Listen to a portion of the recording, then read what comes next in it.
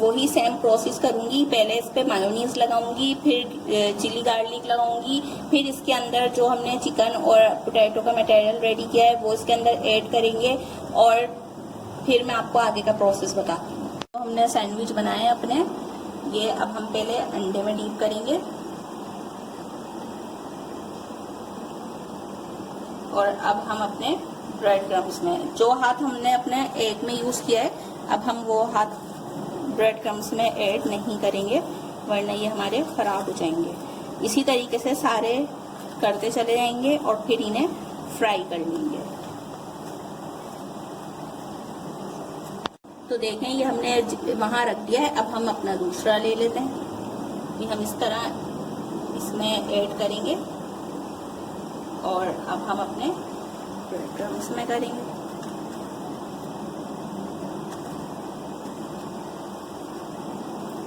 इस तरीके से ये देखें। अब इसी तरीके से हम ये सारे कर लेंगे और फिर हम इसे फ्राई कर लेंगे। तो अब हम अपने इनको फ्राई करने की तरफ भी चलते हैं, मैं आपको दिखाती हूँ। और एक तवा ले लिया और उस पर थोड़ा सा ऑयल ऐड करा है, फ्लेम हमारा ऑन कर लिया ये हमने। अब हम अपने सैंडविच इसमें ऐड करेंगे इस तरीके से, ये देखिए इसे हम इसमें डालेंगे और साइड में करते जाएंगे। इसी तरीके से हम अपने सारे सैंडविच करते रहेंगे।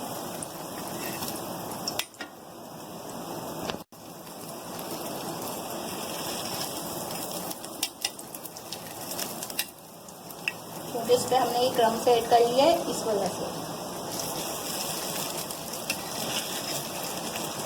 अब मैं आपको इसे फ्राई करके दिखाती हूँ। जल्दी ये कितने अच्छे सैंडविच मेरे तैयार हो चुके हैं, chicken potato mini crispy sandwich. और ये देखें कितनी क्रिस्पी बने ये और इतने सॉफ्ट हैं और इतने क्रिस्पी बने, ये देखें।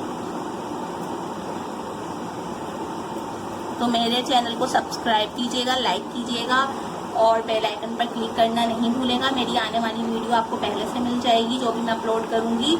और दुआओं में याद रखेगा और अपना ख्याल रखेगा। अल्लाह हाफिज़।